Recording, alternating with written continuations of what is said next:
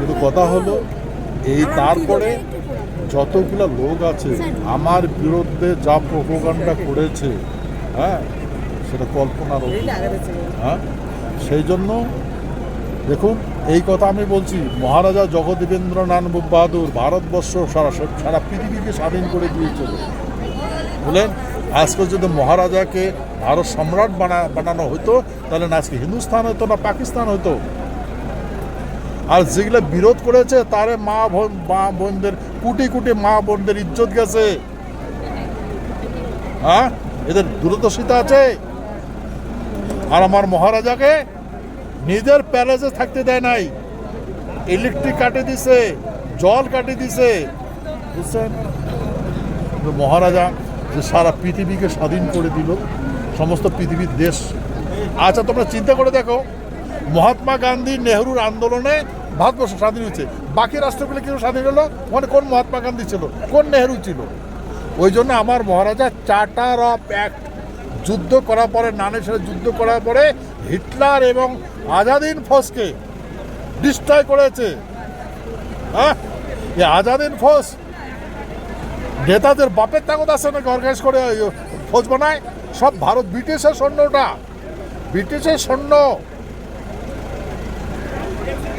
Sir বলছো শোনো, ব্রিটিশের সৈন্যকে জার্মান নিয়ে গেছে বন্দি বানায়, আর সেই জার্মানে নেতাজিকে দিছে, আর নেতাজি সেটাকে অপব্যবহার করেছে, বুঝলেন।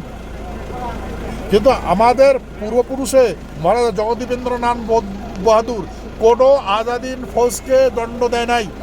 আজকে যদি আমি গভর্নমেন্টের বিরুদ্ধে একটা পিস্তল দেখাই, আমাকে এনকাউন্টার করবে কিনা বলেন? তা ব্রিটিশের শাসন ছিল, তা ব্রিটিশের যখন শাসন ছিল, তা ব্রিটিশদের শাসন ছেড়ে চলে যায় নাই।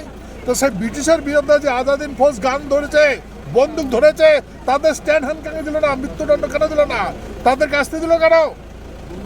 আমার রাজা মহারাজা জগদীবেন্দ্রনাথ বাহাদুর, বুঝছেন এখন? তাই নেতাদের মাথা কিছু আছে? আজকে যদি আমার মহারাজকে ভারত সম্রাট বানাইতো, না আজকে হিন্দুস্তান হইতো না পাকিস্তান হইতো? হ্যাঁ, না এতগুলো মা বোনের ইজ্জত যেত?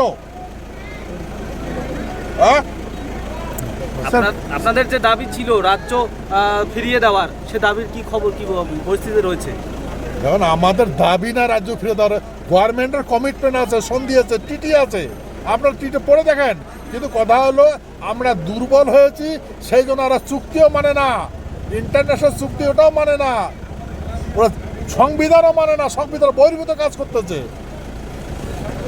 হ্যাঁ, কাকে বলবো, কোন গভর্নমেন্টকে বলবো? সব গভর্নমেন্ট একে,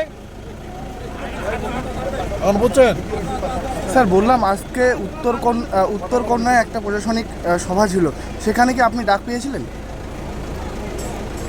আমাকে দেখুন, বিজেপিকে তো পশ্চিমবঙ্গে আমি নিয়ে আসছি, মানছেন না?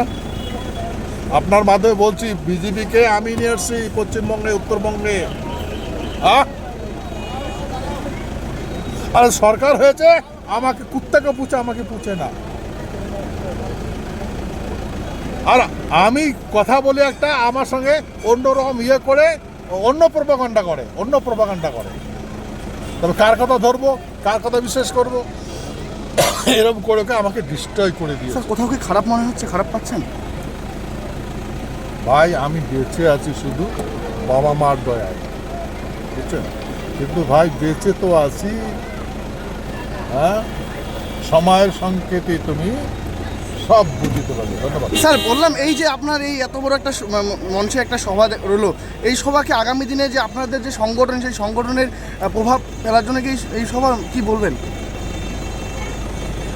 দেখুন আমাদের লোকরা রাষ্ট্র কী জিনিস বুঝে না, সংবিধান কী জিনিস বুঝে না, কৃষ্টি কালচার কী জিনিস বুঝে না, ভাষা কী সেটা বুঝে না, খাদ্য প্রণালী কী বুঝে না। হ্যাঁ, কোনটা অ্যাভয়েড করতে হয়, কোনটা খাইতে হয়, কোনটা প্রোডাকশন করতে হয় জানি না। মানুষের বুদ্ধি ধরে সব শেষ হয়ে গেছে, মস্তিষ্ক বিকৃত হয়ে গেছে।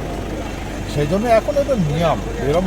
এই স্বাধীনতার পরে থেকে দেখলাম ইয়ং জেনারেশনকে মাতাল বানাও, সুস্থ মস্তিষ্ক চিন্তা করা মানা করো, হ্যাঁ, আর ডিস্ট্রয় করো, ওইটাই হয়েছে।